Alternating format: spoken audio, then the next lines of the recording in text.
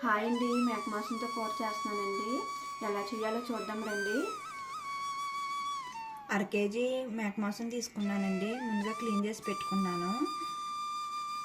కూరకి 2 ఉల్లిపాయలు తీసుకున్నానండి, 3 పచ్చిమిరపకాయలని. వీటిని ముక్కలుగా కట్ చేసుకుందాము. మసాలాకి ఏం కావాలో చూపిస్తున్నానండి. 2 స్పూన్ ధనియాలండి, 1.5 స్పూన్ జీలకర్ర, 1 స్పూను గసగసాలండి, కొద్దిగా అల్లం ముక్కండి, 3 వెల్లుల్లి రేకలు, 4 లవంగాలండి, ఒకటేమో ఇలాచీ అండి. ఇవి అయితే సరిపోతాయి. మేక మాంసానికి ఎక్కువ మసాలాలు అయితే పట్టవు.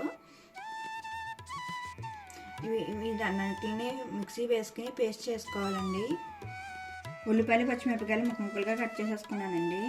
మసాలాలన్నీ పేస్ట్ చేసుకున్నానండి. ఇప్పుడు కూర ఎలా చేయాలో చూద్దాము. నేను 10 స్పూన్స్ ఆయిల్ వేసానండి. నాన్ వెజ్ ఐటమ్స్కి ఆయిల్ ఎక్కువే పడుతుందండి. ఆయిల్ వేడెక్కాక ఉల్లిపాయలు వేసుకుందాము. ఆయిల్ వేడెక్కిందండి. ఇప్పుడు ఉల్లిపాయ ముక్కలు వేసేసుకుందాము. పచ్చిమిరపకాయ ముక్కలు కూడా వేసేసుకోవాలండి.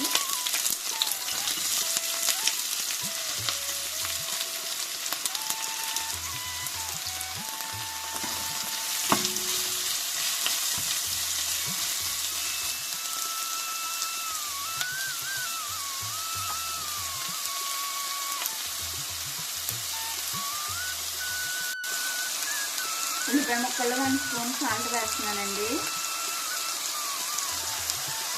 కొద్దిగా పసుపు అండి. ఈ ఉల్లిపాయ ముక్కలు మగ్గడానికి ఒక 5 నిమిషాలు అయితే టైం పడుతుందండి.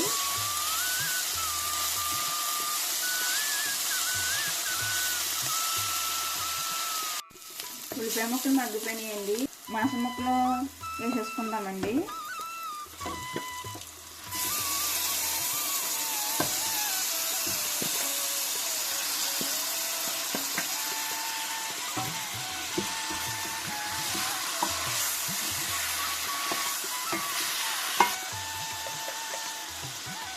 హాఫ్ స్పూన్ కారం వేసుకుందామండి.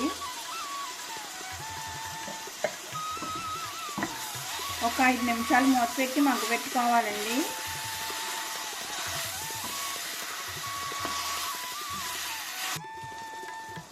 ముక్కలు మగ్గిపోయినాయండి. ఇప్పుడు వాటర్ వేసుకుందాము. నేను ఈ గ్లాస్తో 1 గ్లాస్ వాటర్ వేస్తున్నానండి.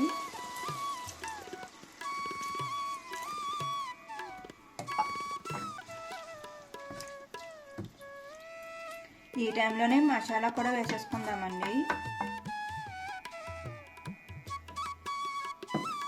నేను 1 స్పూన్ మసాలా ముద్ద వేస్తున్నానండి. పౌడర్ వేసే కాలం అయితే కొద్దిగా నీరు ఉండగా వేసుకోవాలండి. నేను పచ్చి మసాలా వేస్తున్నాను కాబట్టి ముందుగా వేసేస్తున్నాను. ఈ కూర ఉడకడానికి ఒక 15 నిమిషాలు టైం పడుతుందండి. మూత పెట్టేసుకుందాం. ఇప్పుడు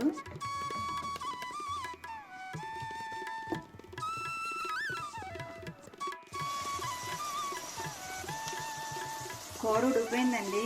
ఈ కూర చపాతీలోకి, వైట్ రైస్లోకి, వెజ్ బిర్యానీలోకి బాగుంటుందండి. ఈ వీడియో కానీ మీకు నచ్చినట్టయితే ప్లీజ్ లైక్, షేర్, సబ్స్క్రైబ్ చేసుకోండి.